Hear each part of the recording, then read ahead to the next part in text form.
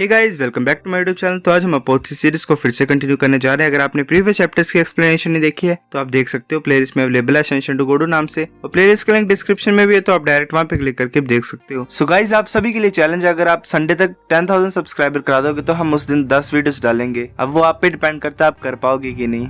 तो जैसे कि हमने प्रीवियस चैप्टर में देखा था, जो प्रिंस होता है वो लूजेंग को चैलेंज करता है और लूजेंग फाइट कर रहा होता है उससे, और वो अपना evil spirit life and death wheel को यूज करता है और उसे इविल स्पिरिट कवर कर रही होती है। निंग सोच रही होती है हमेशा कम स्पिरिट्स को यूज करता था, इस बार ये ज्यादा को क्यों यूज कर रहा है। तो चैप्टर नंबर 119 की स्टार्टिंग होती है। वो जो डीमन ड्रैगन होता है वो लूजेंग की तरफ अटैक करने के लिए आ रहा होता है। लूजेंग भी अपने वो 4 सर्कल्स को लेके आगे मूव कर रहा होता है डीमन ड्रैगन की तरफ। लूजेंग अपनी स्वॉर्ड से उन व्हील्स को कंट्रोल करता है और आगे डीमन ड्रैगन की तरफ भेज देता है। वो जो व्हील होते हैं वो डीमन ड्रैगन को कट करके निकल जाते हैं पीछे की तरफ। प्रिंस बोल रहा होता है क्या, वो बड़ा ज्यादा हैरान होता है। वो जो व्हील्स होते हैं वो प्रिंस की तरफ आ रहे होते हैं और उससे टकराते हैं और एक एक्सप्लोजन होती है। वहां पे स्मोक होती है, तो जब स्मोक हटती है तो प्रिंस बिल्कुल ठीक होता है। वेल, उसे कुछ कवर कर रहा होता है, एक प्रोटेक्शन टाइप। उसने गले में एक आर्टिफैक्ट डाला होता है, वो भी टूट जाता है। लूजेंग बोल रहा होता है कि तुम्हारे पास ये चार्म अच्छा था बट ये तुम्हें दोबारा नहीं बचा सकता है। प्रिंस बोल रहा होता है नहीं प्लीज मुझे मत मारो, अगर तुम मुझे मार दोगे तो तुम्हारे साथ अच्छा नहीं होगा। लूजेंग वहां से जंप करता है और उसकी तरफ अटैक करने लगा होता है और बोल रहा होता है कि तुम बड़ी बड़ी बातें क्यों कर रहे हो, तुम तो मरने वाले हो यहाँ पे।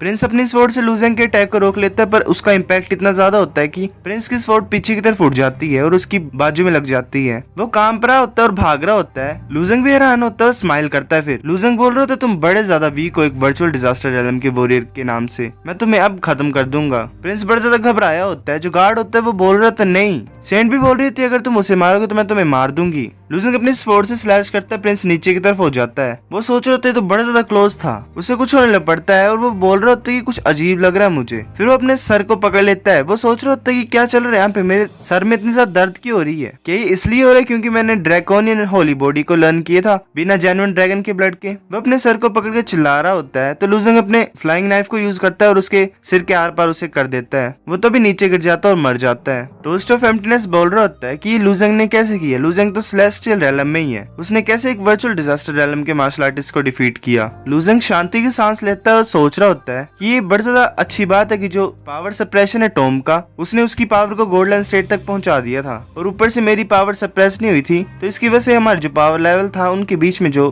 गैप था वो क्लोज हो गया। अगर ऐसा नहीं हो तो मेरे पास कुछ भी तरीका नहीं होता इसे हराने का। सेंट बड़ी ज्यादा घबराई हुई होती है और वो बोल रही होती है ये कैसे पॉसिबल है। जो गॉड कंट्रीज होते हैं उनमें जो किंग होते हैं वो हजारों सालों तक जीते हैं और उनके पास बड़े ज्यादा बच्चे होते हैं, तो इसकी डेथ का कोई भी मीनिंग नहीं है। पर मेरे लिए वो बड़ा ज्यादा खास इंसान था, इसने मेरी बचपन से पूजा की थी और मेरे साथ टाइम स्पेंड करता था जब मैं अकेली होती थी। वो मेरा अकेला दोस्त था और यही वो था जो मेरे को यहाँ पे लाया है, पर मैंने कभी नहीं सोचा था कि मैं इसको हमेशा के लिए खो दूंगी। सेंट बड़ा गुस्से में होती है और बोल रही होती कि एक दिन मैं पक्का ही तुम्हारे नॉर्थर्न रेलम को डिस्ट्रॉय कर दूंगी और सभी को मार दूंगी जो भी तुम्हारी फैमिली से बिलोंग करता है और सेक्ट से बिलोंग करता है। लूजेंग उसकी तरफ देख रहा होता है। सेंट की टर्न आती है, सेंट डाइस को रोल करती है और उसे 6 आता है। जो लास्ट स्टेप होता है वो ब्लैक कलर का होता है। सेंट सोच रही होती है कि यही मेरा चांस है, तो उसे आवाज सुनाई देती है, तो उसे रिवॉर्ड मिलता है कि तुम किसी भी इंसान को मार सकते हो जो भी यहाँ पे प्रेजेंट है। निंग बोलती है नहीं। मास्टर शी सोच रहे थे तो बुरा है, जो ओल्ड मैन जुआनिन था वो भी मारा गया, लूजेंग तो अब नहीं बच पाएगा यहाँ पे। लूजेंग भी सोच रहा था मैं क्या करूँ। निंग बोल रही है अगर तुम इसे मारोगे तो मैं तुम्हें नहीं छोड़ूंगी और तुम्हें मैं हर जगह ढूंढूंगी तुम्हें मारने के लिए। सेंट बोल रही होती है कि मैं सेंट हूँ गॉड कंट्रीज की और तुम एक सिर्फ master of 4th grade sect के, तुम क्या करोगे मेरे को ढूंढने के लिए और मारने के लिए। फिर निंग अपने हाथ को कट करती है और उसके ब्लड से एक फ्लावर टाइप फॉर्म होता है। वो बोल रही होती मैं तुम्हें इसे दूंगी। सेंट देख रही होती है। ग्रैंडमा यू बोलती है निंग तुम ऐसा नहीं कर सकती हो। निंग उस फ्लावर को फेंक देती है। वो सेंट की तरफ जा रहा होता है, वो उस बैरियर से पास हो जाता है। सेंट हैरान होती है, वो सेंट के चेस्ट में आके लग जाता है। ग्रैंडमा यू सोच रही होती है कि इसने अपनी खुद की लाइफ एसेंस को बर्डन में डाला ताकि ये कर्स को कास्ट कर सके। इस कर्स के बाद जो ये लड़की है, जो ये सेंट है, वो टारगेट बन जाएगी रिवेंज के लिए निंग के लिए उसकी पूरी लाइफ में। ये कर्स तभी रुकेगा जब वो मर जाएगी सेंट, पर इस कर्स की वजह से उन दोनों के ऊपर इफेक्ट पड़ेगा। हर 3 महीने के बाद इन्हें पॉइजन का असर होगा, कोल्ड पॉइजन का इनकी बॉडी के ऊपर। लूजेंग बोल रहा था निंग, वो फिर सोच रहा होता है कि अब मैं क्या करूं। जो इमोर्टल की पावर वो बड़ी ज्यादा स्ट्रॉन्ग है, जो ओल्ड मैन जुआनिन था वो भी कुछ नहीं कर पाया, मैं क्या करूंगा। सेंट बोलती है तुमने प्रिंस को मारा तो अब तुम्हें भी प्राइस पे करना पड़ेगा। वो फिर लूजेंग की तरफ फिंगर करती है। निंग बोलती है नहीं। चूजी सोच रहा होता है स्माइल करके कि अब मुझे भी अपने हाथ गंदे नहीं करने पड़ेंगे। लूजंग के ऊपर एक चीज गिरती है जिसका प्रेशर बड़ा ज्यादा होता है। लूजंग अपनी पूरी फोर्स लगा रहा होता है उसे ऊपर की तरफ पुश करने के लिए। उस प्रेशर की वजह से लूजंग की जो वेन्स होती हैं वो फटने लग पड़ते हैं और उनमें से खून निकलने लग पड़ता है। लूजंग सोच रहे होते हैं तो बड़ा सा पावरफुल और स्केरी पावर है। जो प्रेशर होता है वो इंक्रीज होता जा रहा होता है। लूजंग की वेन्स फट रही होती है, खून निकल रहा होता है। लूजंग के क्लॉथ भी फट जाते हैं पीछे से और उसकी जो पीठ होती है वो भी दिखाई दे रही होती है। लूजंग की आईज में भी बड़ा सा प्रेशर पड़ रहा होता है। वो सोच रहा होता है कि ड्रैगन स्केल्स भी कुछ नहीं कर पा रहे हैं, मैं अब अपनी गांग एनर्जी को यूज करता हूँ, फिर ट्राई करता हूँ। फिर वो अपनी गांग एनर्जी को यूज करता है, उसकी आईज भी रेड हो गई होती है। निंग बैरियर को फोड़ रही होती है और बोल रही होती है लूजंग। एक इंसान बोल रहा होता है ये रेजिस्ट करने की सोच रहा है क्या इस किलिंग फोर्स को। डाक्रो बोल रहा था ये इम्पॉसिबल है। ओल्ड मैन ज्वानिन भी कुछ नहीं कर पाया, वो तो लिम्बो रैलम में था, पर ये होल्ड कैसे कर रहा है अब तक।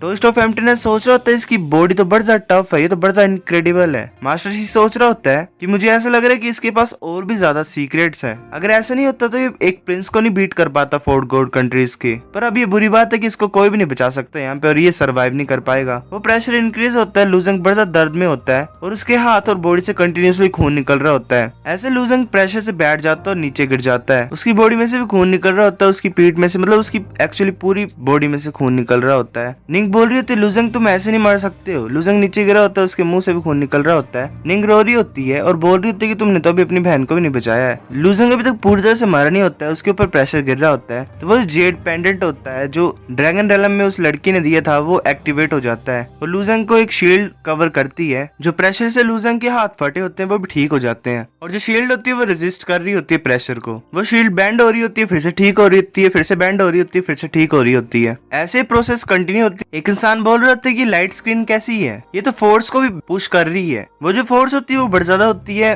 उस प्रोटेक्टिव बैरियर और जो फोर्स के बीच में कोलिजन होता है उसकी वजह से वो पूरा एरिया हिल रहा होता है। एक इंसान बोल रहा होता है जो शॉक वेव है जो कि दो एनर्जीज के क्लैशिंग की वजह से निकल रही है वो तो बड़ी ज्यादा स्ट्रॉन्ग है, क्या ये टॉम बच पाएगी। वो जो प्रोटेक्टिव बैरियर होता है लूजंग के अराउंड वो उस फोर्स को पूरी तरह से रोक रहा होता है। ग्रैंड में यू सोच रही होती है कि इसने ये क्या किया है, इसके पास ये पावर कहां से आई एक इमोर्टल की पावर को रेजिस्ट करने की। वो बैरियर सक्सेसफुली उस फोर्स को रोक लेता है। लूजंग अपनी आईज को ओपन करता है और खड़ा हो जाता है। लूजंग उस जेड पेंडेंट को निकालता है और वो टूट गया होता है। लूजंग सोच रहा होता है तो प्रोटेक्टिव चार्म है जो कि master of dragon pool palace ने मुझे दिया हुआ था। मैंने कभी नहीं सोचा था कि इतना ज्यादा पावरफुल होगा कि ये इतनी ज्यादा खतरनाक किलिंग फोर्स को भी रोक सकता है। लूजंग खड़ा हो जाता है, वो अपने हाथ को बंद कर रहा होता है और देख रहा होता है। लूजंग सोच रहा होता है कि मेरे को थोड़ी सी इंजरी हुई है पर मैं लकी हूँ कि मैं ठीक हूँ। लूजंग निंग की तरफ देखता है और बोल रहा था निंग तुम रो क्यों रहे हो। निंग अपने फेस को पीछे करती है और आंसुओं को पोंछ लेती है। लूजंग हंस रहा होता है और बोलते है कि ये तो एक छोटे से इमोर्टल की पावर है, मैं तो ठीक हूँ पूरी तरह से। निंग बोलती है सब तुम्हारी गलती है, ऐसे तुम लोगों को पागल बनाते हो और प्रैंक करते हो उनके ऊपर।